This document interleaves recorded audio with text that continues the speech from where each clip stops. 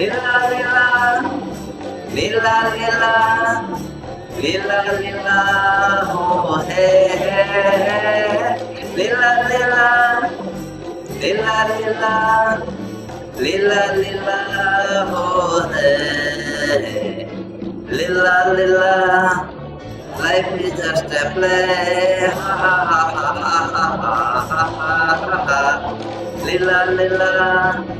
Life is just a play.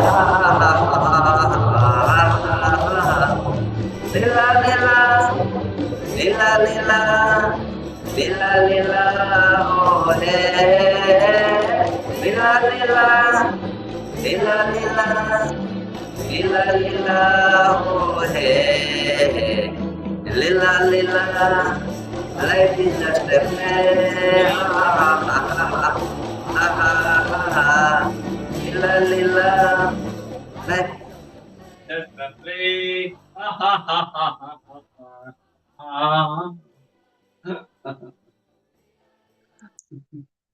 In this playful attitude, go for the dynamic meditation.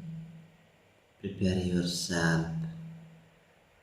Feel the presence of your body and breath.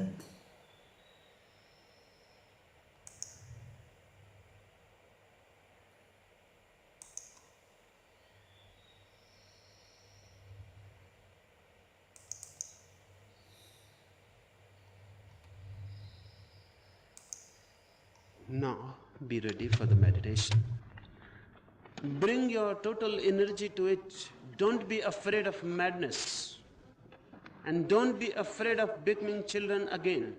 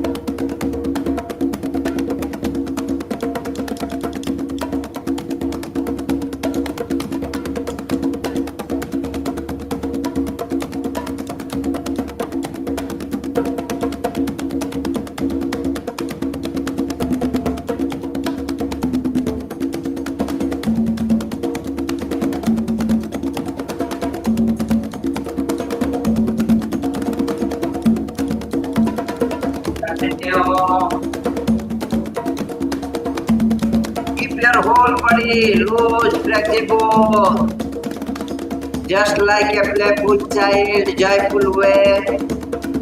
Deeper breath from your lower abdomen.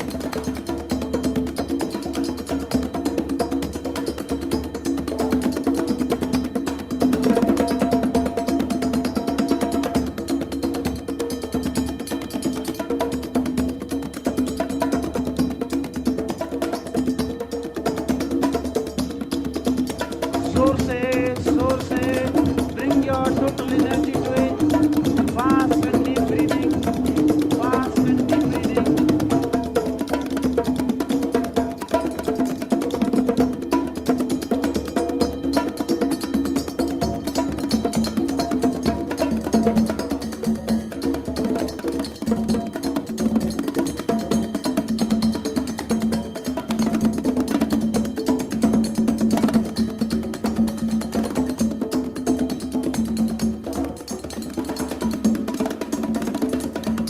Continue.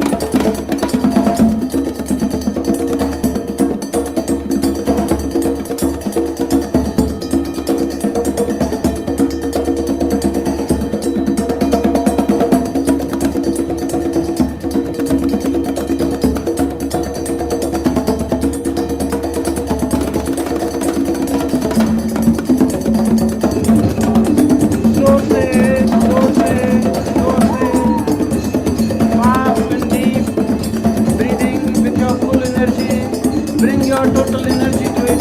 Breathing, breathing, breathing.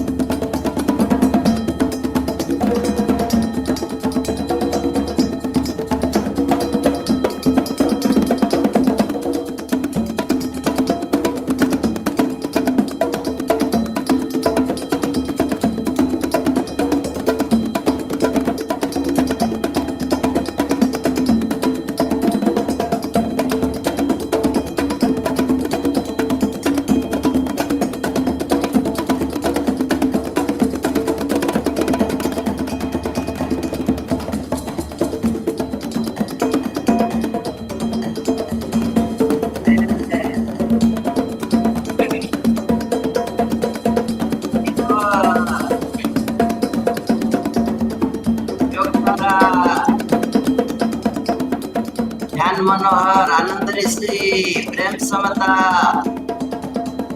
आम्ही प्रेम विस्मय S माँ सरिता माधुरी be mindful of each and every breath, be one with the breath, keep our breath excellent.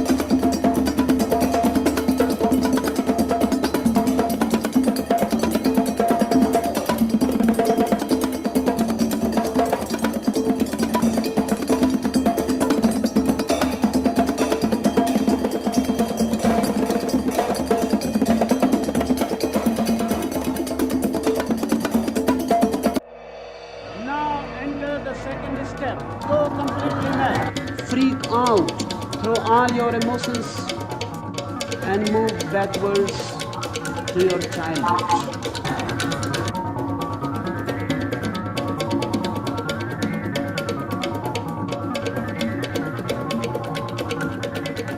This is the stage of your freedom. Express yourself freely, whatever you want. Your body wants to do, your energy wants to do, your heart wants to express, whether it is laughter, whether it is crying, whether it is shouting, screaming, dance, or any mad-like body movement. Give full freedom to your body, to your energy, just like a carefree child or a madman. Not to hesitate of your surroundings. It is your free space. 10 minutes you have given freedom to express. Use your whole energy.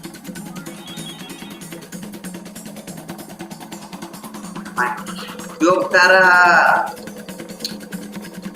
Use your whole facial muscles, your body movement, and your sound express.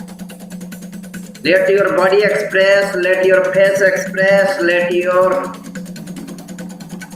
the sound, your mouth express.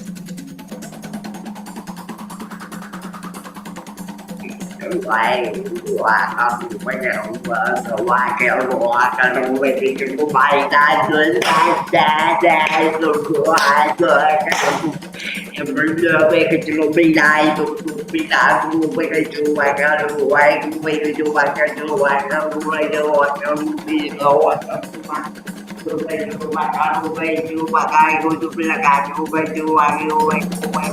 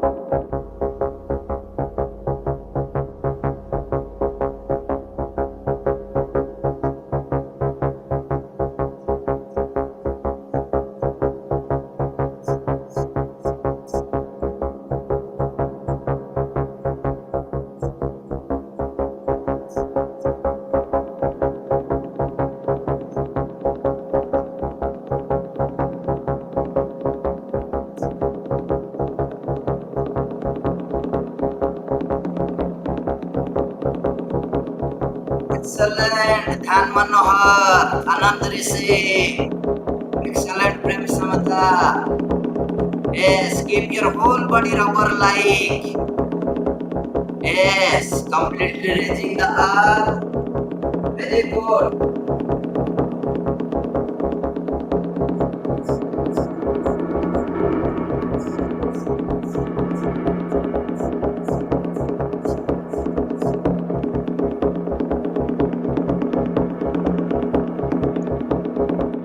Deeper whose sound listen your each and every hoop, and also the silence after each hoop.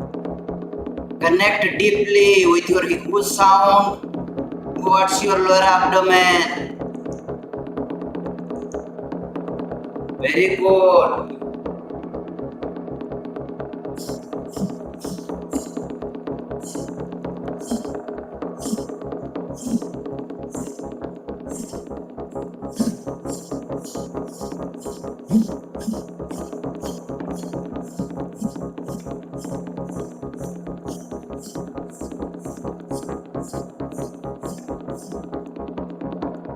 हमारी whose sound towards your lower abdomen, towards your base of the spine.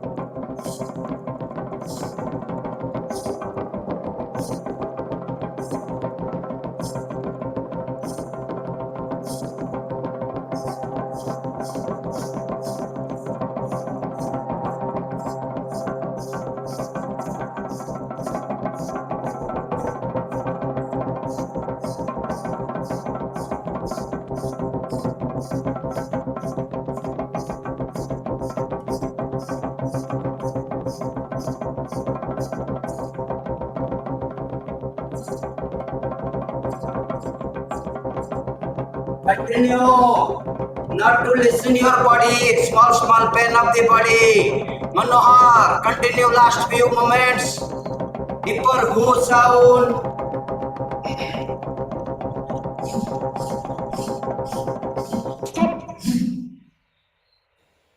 Now stop as you are.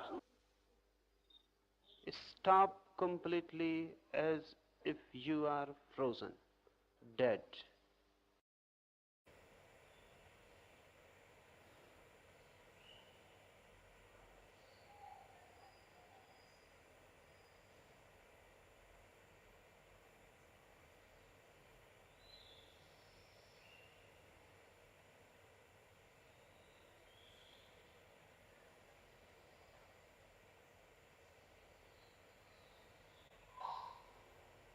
Now don't allow any movement, no noise. The energy has arisen, now let it work within.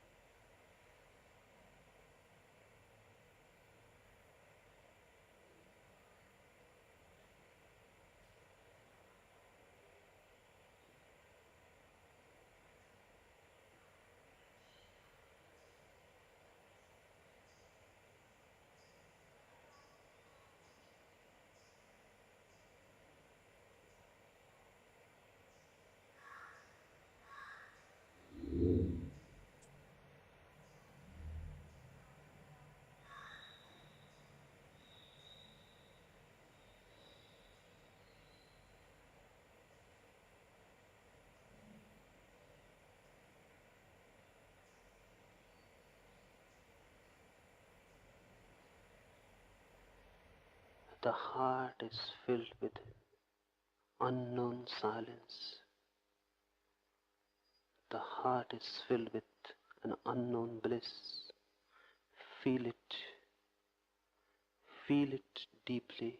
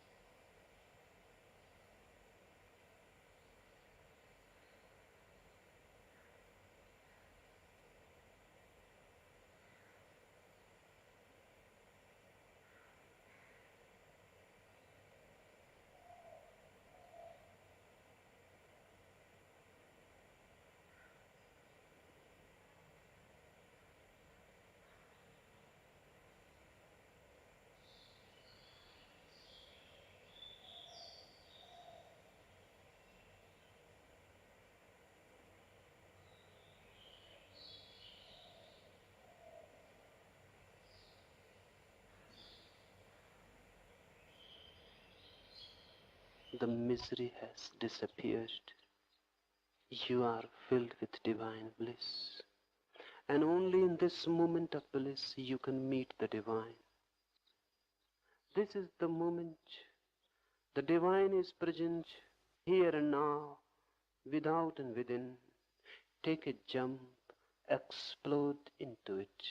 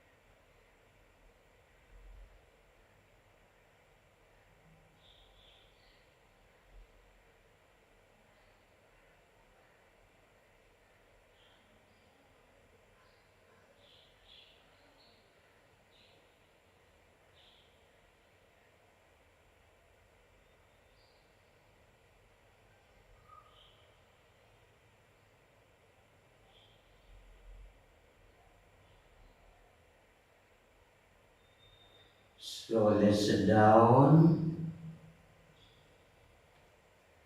in Vajrasana.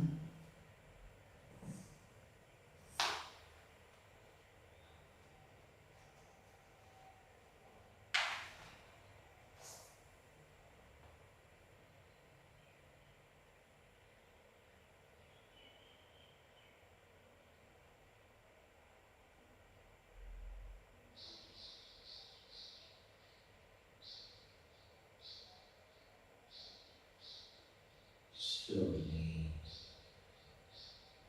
go down, express your gratitude, thankfulness to the Mother Earth, to whole universe.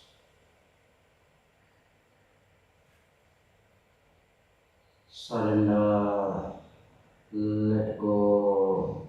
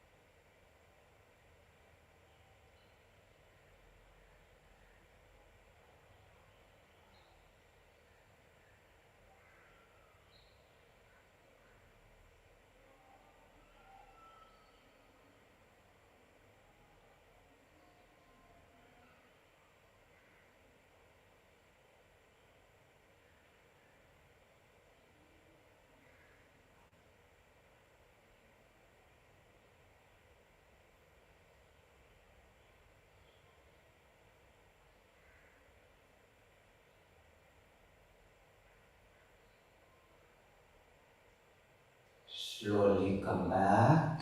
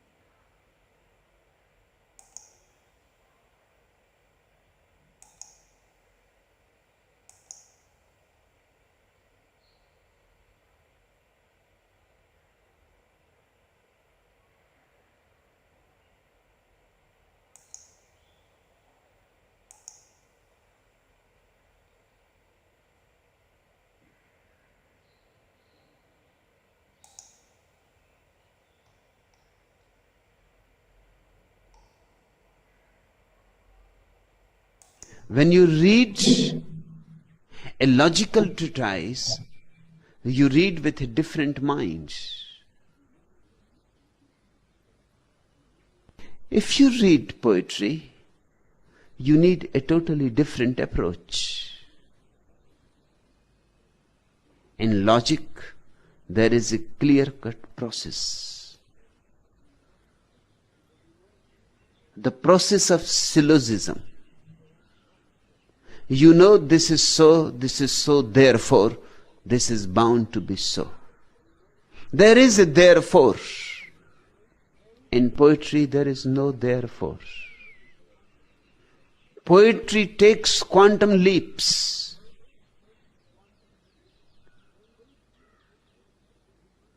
Poetry is a vision, not a logical process. A song, not a syllogism. Yes, even the song has some intrinsic logic in it, but it is not on the surface. And it is not for those who are on the path. It is only for those who have arrived.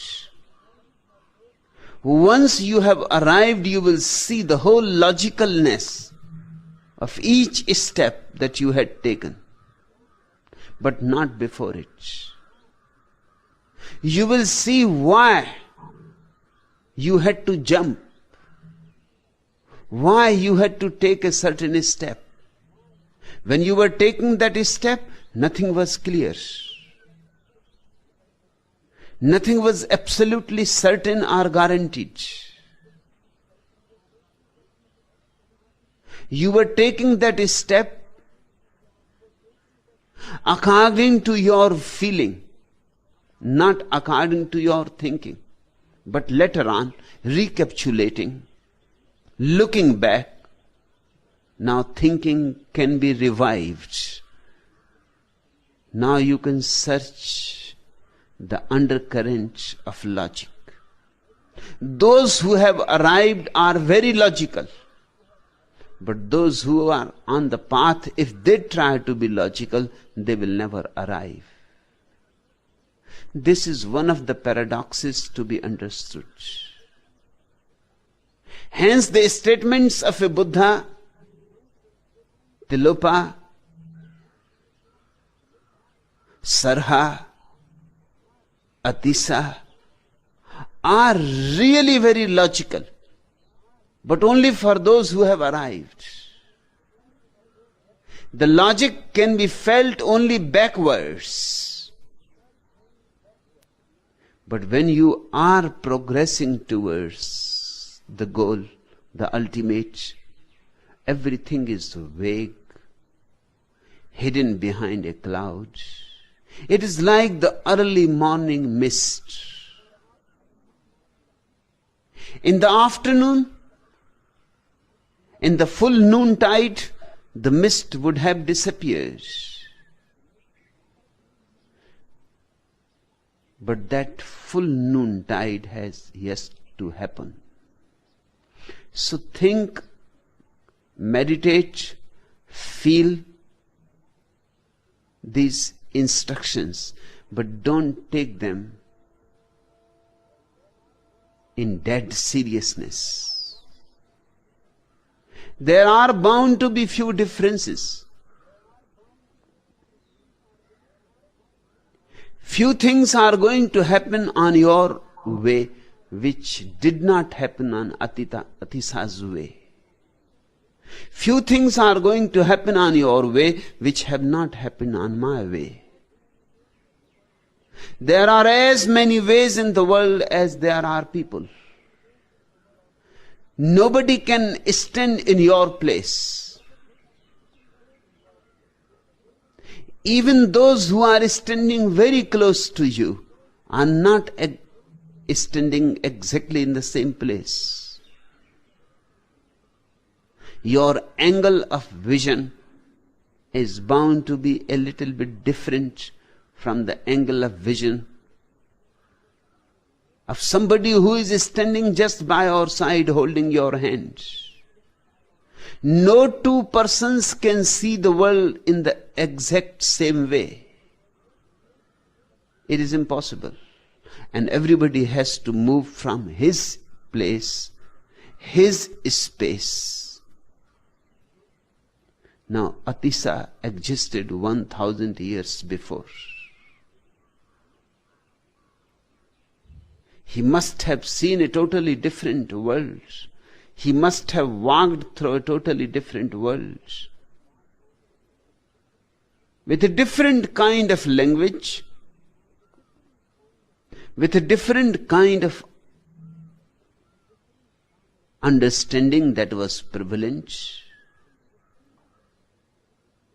with different attitudes, approaches that were still valid. They are no more valid. They are no more relevant. That world has disappeared. Atisa's world exists no more. Still, his instructions are of tremendous importance, taken non-fanatically. Taken fanatically, you miss the whole point. One has to be very, very loose, relaxed. While thinking about the past Buddhas, one has to be available to them, open to them, but unclinging, detached, knowing perfectly well that centuries have passed, knowing perfectly well that I am not Atisa. So how I can follow these instructions absolutely? But Atisa is not saying you to follow his instructions absolutely. He is simply giving a glimpse of his vision and the way he has arrived to it.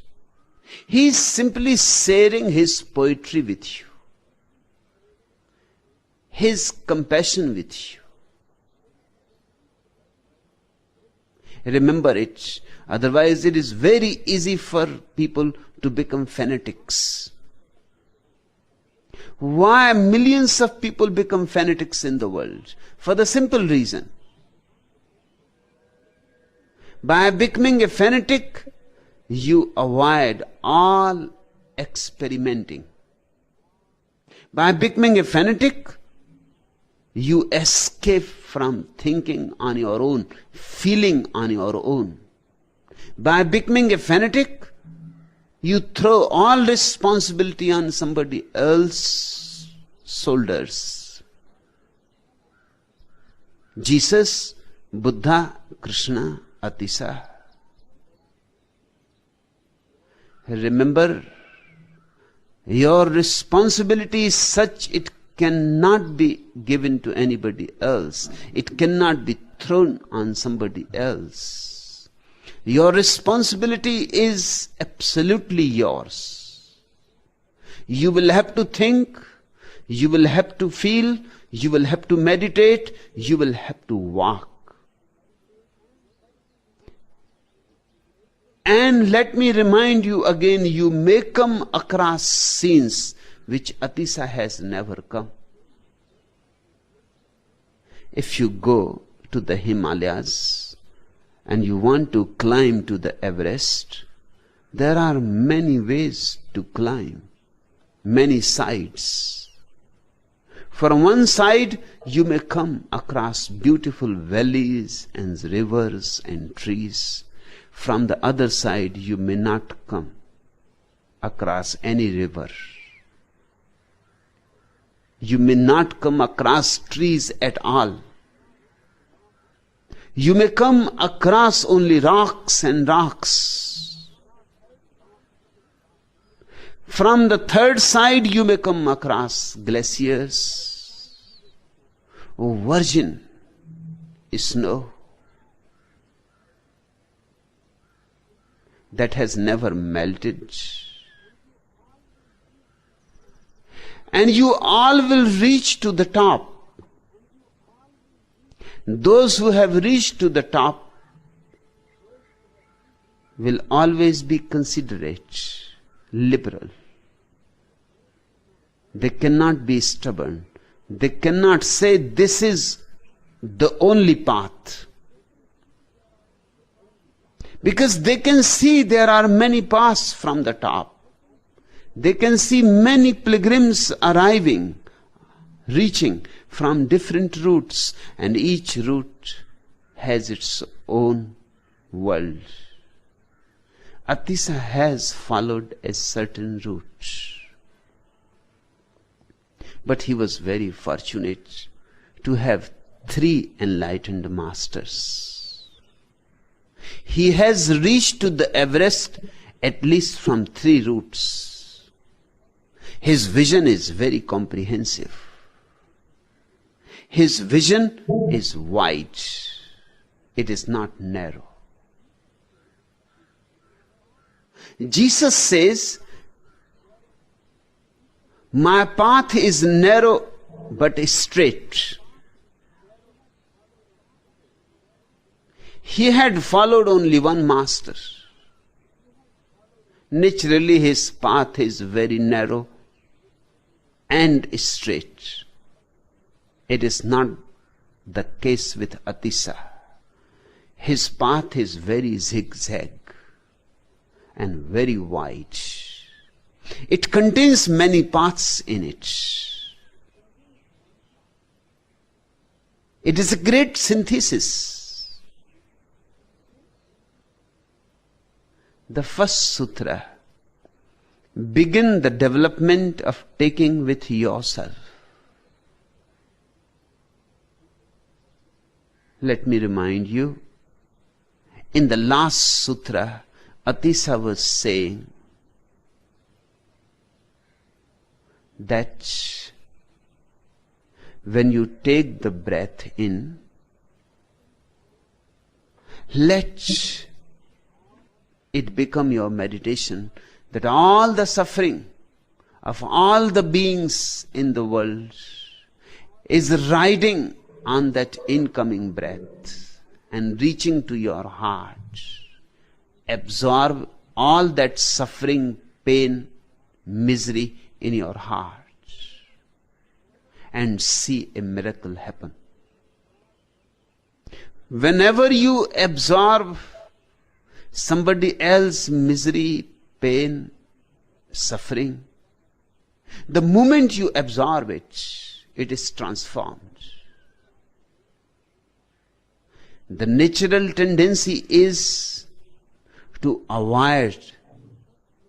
The natural tendency is to protect yourself against suffering. The natural tendency is to keep aloof, not to sympathize, not to empathize. Even people, when they sympathize only formally. They pay a lip service. They don't mean it. If they really meant it, they could have helped the other person. They could have absorbed his suffering.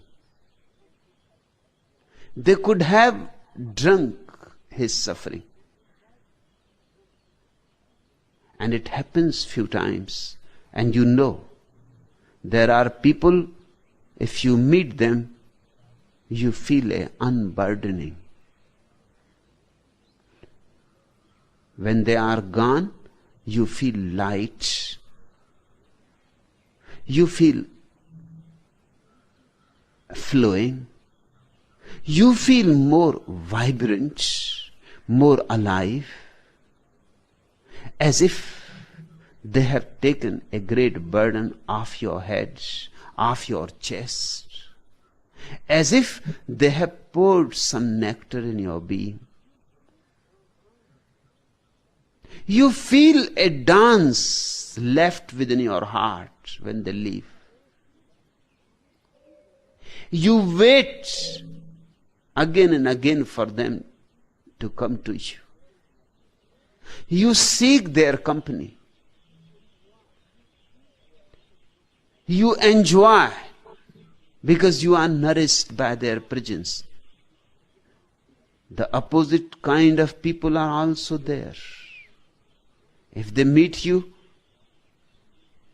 they leave you more burdened than you ever were. They leave you in a kind of despair, disgust.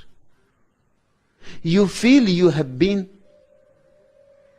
sucked.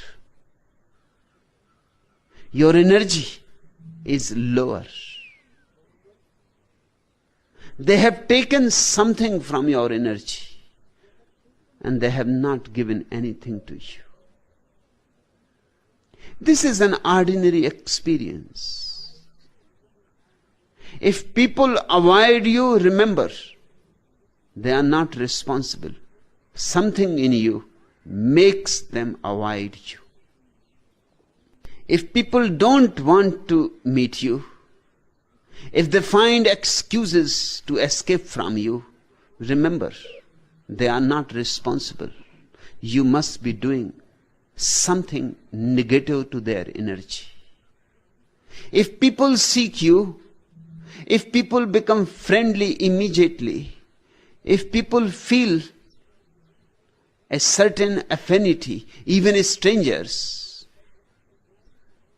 would like to come and sit close to you, would like to hold your hands, would like to be just with you, that means you must be knowingly or unknowingly helping them. Everybody is burdened with great misery.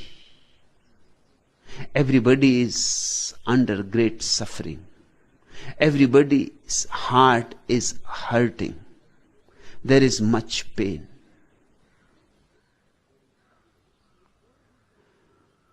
Atisa says, before you can do with the whole existence, you will have to start with yourself first. This is one of the fundamental secrets of inner growth. You cannot do with others anything that you have not done in the first place with you. You can hurt others if you hurt yourself. You will be a pain in the neck of others if you are a pain in the neck yourself. You can be a blessing to others only if you are a blessing to yourself. Whatsoever you can do with others, you must have done to you before, because that is the only thing that you can share. You can share only that which you have. You cannot share that which you don't have. Atisa says, begin the development of taking with yourself. Rather than starting taking the whole misery of the world and absorbing in the heart, start with your own misery. Don't go into the deep sea so fast. Learn swimming in shallow water. And if you start immediately taking the misery of the whole existence, it will remain simply an experiment in speculation. It won't be real. It can't be real. It will be just verbal. You can say to yourself, yes, I am taking the misery of the whole world. But what do you know of the misery of the whole world? You have not even experienced your own misery. We go on avoiding our own misery. If you feel miserable, you put on the radio or the TV and you become engaged. You start reading the newspaper so that you can forget the misery. Or you go to the movie, or you go to the woman or the man, you go to the club, you go for shopping in the markets, just somehow to keep yourself away from yourself, so that you need not see the wounds, so that you need not look how much it hurts within. People go on avoiding themselves. What they know of misery? How can they think of the misery of the whole existence? First, you have to begin with yourself.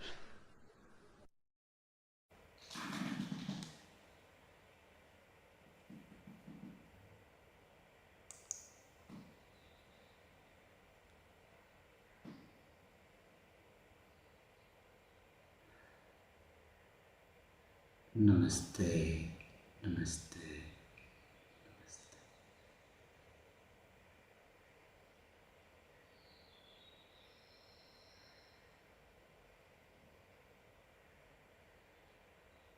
Thank you, thank you, thank